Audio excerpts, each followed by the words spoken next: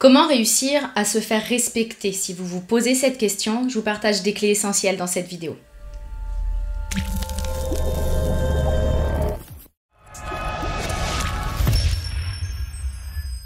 Bonjour, mon nom est Nathalie Martin, coach en éveil de conscience auprès des hommes et des femmes qui veulent une vie remplie de sens et d'abondance à tous les niveaux. Si c'est votre première visite ici sur ma chaîne, soyez les bienvenus. Je vous invite évidemment à vous abonner pour avoir en priorité mes prochaines vidéos et également à télécharger mon coffret 3 clés pour redonner du sens à votre vie dont le lien apparaît ici en haut à droite.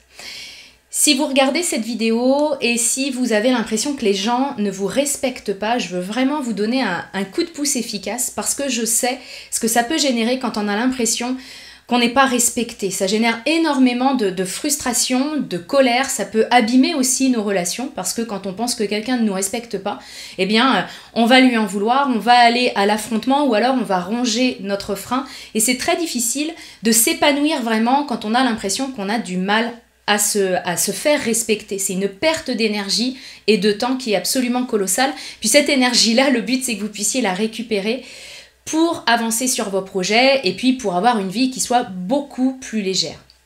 Alors comment on fait pour réussir à faire en sorte que les autres nous respectent? La première étape qui est à mon sens la plus importante et qui va peut-être vous surprendre, c'est que c'est extrêmement important de commencer à se respecter soi. Si moi je ne me respecte pas, les autres ne vont pas me respecter non plus. Alors ça veut dire quoi? Se respecter soi, il y a plein de choses qu'on peut mettre là-dedans. Le respect de soi, ça peut être la manière dont je mange, le temps que je me donne. Alors je sais qu'effectivement on vit dans un monde où ça va vite, on a plein de choses à faire, notre to-do list elle ne désemplit pas. Et en même temps, se respecter soi, ça peut être respecter son rythme, respecter le rythme que je m'impose dans la journée. On est souvent en train de courir avec un agenda blindé. Est-ce que ça, quand je fais ça, est-ce que je me respecte? La réponse, elle vous appartient. Ça peut être un grand oui, hein. Mais si c'est un non, eh bien se respecter soi, ça va être lever un petit peu le pied pour avoir un rythme qui soit beaucoup plus écologique. Et puis le respect de soi, c'est aussi la manière dont on se parle. C'est cette petite radio à l'intérieur de vous.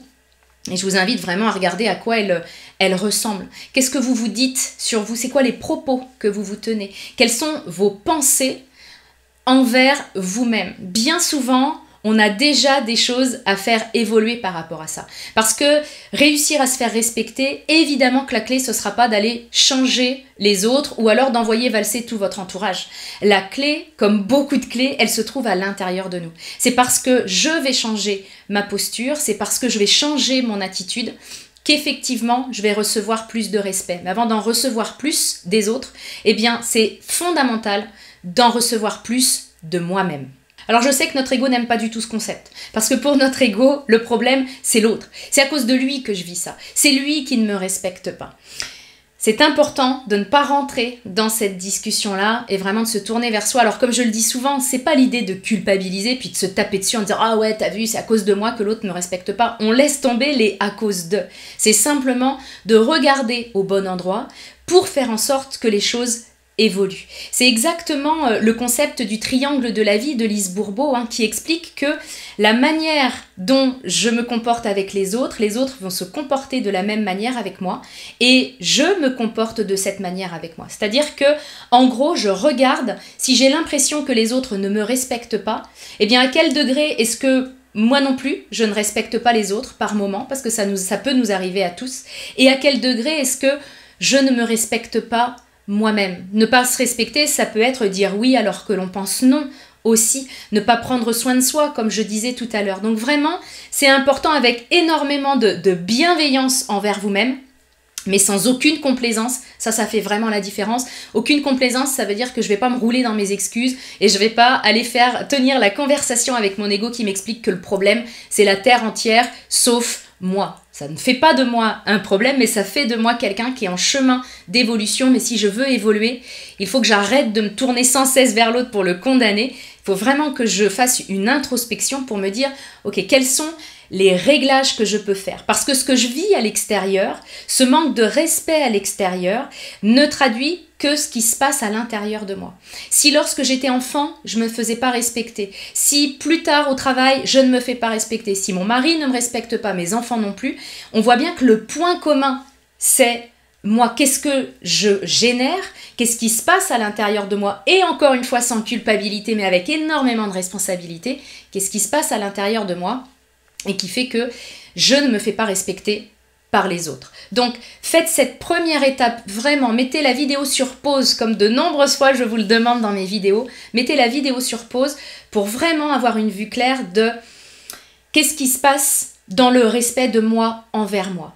Avec cette question de qu'est-ce que je ferais différemment si vraiment je me respectais? Est-ce que je changerais mon rythme, mon alimentation, mes relations aussi? Est-ce que je m'impose de voir des gens qui ne sont pas bons pour moi? Donc essayez vraiment d'avoir une vue très claire de ça. Et évidemment, quand vous aurez une vue claire, eh bien, passez à l'action pour vous donner à vous-même davantage de respect. J'en ai parlé tout à l'heure. L'idée, c'est aussi d'identifier là où vous manquez de respect envers les autres, envers leurs opinions, envers leurs jugements, etc. pour régler ce curseur, parce que vous l'avez compris avec mon histoire de triangle tout à l'heure, eh bien si je respecte les autres davantage et si je me respecte davantage, il y a de fortes chances que je reçoive en retour également davantage de respect.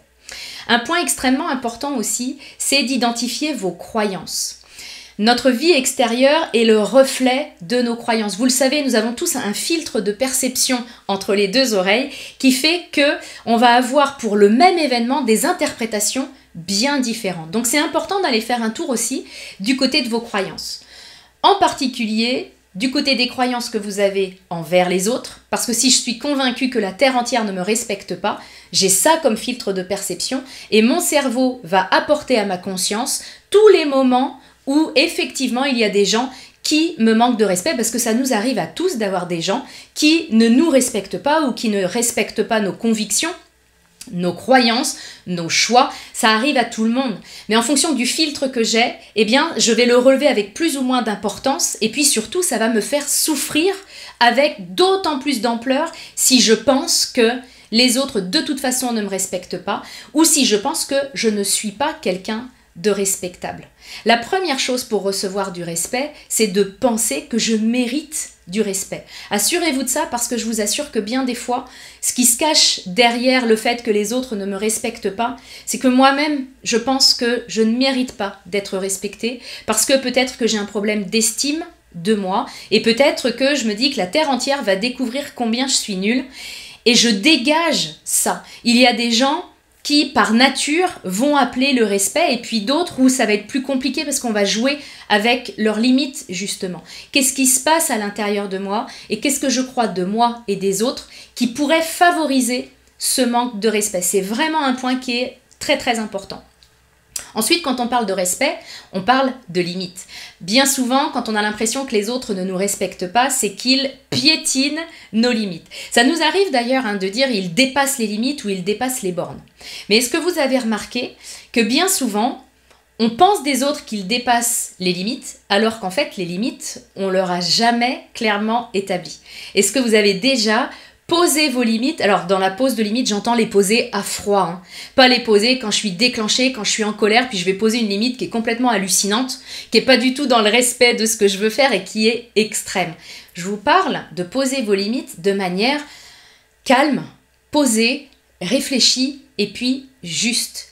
Bien souvent, les gens piétinent nos limites parce qu'ils ne savent pas où elles sont, donc c'est pas étonnant qu'ils puissent les dépasser. Donc, ce que je vais vous inviter à faire, c'est simplement de vous dire quelles sont mes limites, qu'est-ce que j'accepte des autres et qu'est-ce que je n'accepte pas. Je n'accepte pas qu'on lève le ton sur moi, par exemple, ou je n'accepte pas les insultes, ou qu'est-ce que vous n'acceptez pas. Et vous les écrivez noir sur blanc. Quand elles vont être écrites, évidemment, le principe, c'est de pouvoir les exprimer à l'autre. Alors les exprimer, je le disais tout à l'heure, pas de n'importe quelle manière pour qu'elles soient entendues, c'est ça notre but. Quand on veut fixer une limite, on veut que le message soit reçu. Et si j'arrive remplie de colère, bourrée de tu ne me respectes pas, tu fais ci, tu fais ça, ça tue complètement la conversation. Donc vos limites, elles parlent de vous en fait. Je n'accepte pas que, je te demande, c'est vraiment important de pouvoir les exprimer avec beaucoup de bienveillance. Vous avez une vidéo sur ma chaîne qui vous parle justement de la communication bienveillante. Je ne vais pas rentrer dans les détails ici, Mais quand on veut poser une limite, il faut y avoir réfléchi nous avec nous. C'est pas à chaud qu'on va se dire ah ouais non ma limite c'est ça. Prenez le temps de le poser et puis prenez le temps aussi de l'exposer, de l'exprimer à l'autre avec beaucoup de bienveillance et vous allez voir que quand l'autre connaît nos limites, eh bien évidemment que c'est beaucoup plus facile pour lui de pouvoir les respecter. C'est important aussi de vous demander si vous avez l'impression de ne pas être respecté, de vous demander ce qu'il faudrait qu'il se passe pour que vous ayez ce sentiment d'être respecté. Parce que moi, je vous invite à en revenir aux faits. Notre ego est le roi de l'interprétation, c'est-à-dire qu'un simple regard peut devenir, à travers mon filtre de perception, et à travers mon interprétation, ça peut devenir un manque flagrant de respect. Et je vais pouvoir échanger avec une personne qui était présente en disant « T'as vu comment il m'a manqué de respect ?» Et l'autre personne va très bien pouvoir me dire « Bah non, j'ai pas remarqué. » Donc c'est important de mettre à plat et d'écrire noir sur blanc à quelles conditions, qu'est-ce qu'il faut qu'il se produise pour que vous ayez le sentiment d'être respecté. Et la prochaine fois que vous aurez l'impression qu'on vous manque de respect, la prochaine fois que vous sentirez que justement ça bouillonne, ça monte, puis il y a tout le discours intérieur qui est en train de se mettre en place en disant « il me respecte pas, t'as vu comment il me parle, et puis de toute façon ça a toujours été comme ça dans ma vie ». Puis vous voyez bien le discours mental que l'on peut se tenir. Et c'est ce discours-là qui nous embarque et c'est ce discours-là qui nous fait le plus souffrir. Donc la prochaine fois, je vous invite à ne pas rentrer là-dedans, dans ce jeu-là, et à vous concentrer sur les faits. Quels sont les faits? Si les faits, c'est un simple regard, on peut avoir 36 explications possibles. Et justement, je vous invite à vous interroger là-dessus. Demandez-vous toujours, est-ce qu'il existe une autre interprétation possible? Parce que bien souvent, le manque de respect de moi, parce que moi je ne me respecte pas, j'en reviens au premier point, le manque de respect de moi me sert de mode d'interprétation. C'est comme une oreillette de traduction en permanence qui va me servir à interpréter les regards, les paroles et les actions, alors que parfois il y a bien d'autres explications possibles. Et ça, c'est d'ailleurs une question qui peut vous permettre de désamorcer ce discours intérieur, ce que vous vous racontez. Est-ce qu'il existe une autre interprétation possible? Le fait que la personne en face de moi ne me respecte pas, c'est une explication possible, effectivement. Mais est-ce qu'il en existe d'autres? Peut-être qu'il était fatigué, peut-être que c'est pas à moi que ça s'adressait, peut-être que... Essayez de voir, votre ego va pas aimer cet exercice-là parce que pour lui, il sait, il est capable, très très fort, il est capable d'un simple regard de comprendre parfaitement ce que l'autre pensait. Assez extraordinaire. Il est extraordinaire certes, mais qu'est-ce que ça nous fait souffrir ce mode d'interprétation? Donc vous allez pouvoir vous détacher et prendre du recul si vous explorez les autres options. Est-ce qu'il y aurait d'autres interprétations possibles?